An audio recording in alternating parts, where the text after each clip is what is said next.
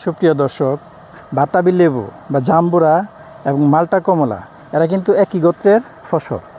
দেখা যায় কি ওদের পাতা মধ্যে একটু খেয়াল করলে বোঝা যায় যে কোনটা জাম্বুরা এবং কোনটা মাল্টা বা কমলা।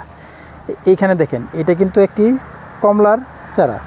এর পাতাগুলো বটা চিকন, তার উপরে কিন্তু একটু চুক্কা সিস্টেমের পাতা বের হয়েছে, দেখেন প্রতিটা পাতায়। আর এটা কিন্তু বাতাবি লেবু বা জাম্বুরা পাতাটা দেখেন, প্রথম বের হওয়ার পরে কিন্তু এখানে ছোটো একটা কাটিং হয়েছে, কাটিংয়ের পরে আবার উপরে আরেকটা শেপ। তো এখানে এটা বোঝানোর উদ্দেশ্য হলো এটাই যে বিভিন্ন মাল্টা কমলার চারা কিন্তু মূলত এরকম বাতাবি লেবু বা জাম্বুরার চারাতেই কলমটা করা হয়। কিন্তু যখন সায়ন মানে যেখানে কলম করা হয়, এখান থেকে উপরের সায়নটা মারা গেলে নিচের থেকে কিন্তু এরকম জাম্বুরার চারাটাই উঠে। অনেকে শখ করে লাগায় পরে মনে করে কি যে আমি তো কমলাই লাগাইলাম, হয়ে যায় জাম্বুরা।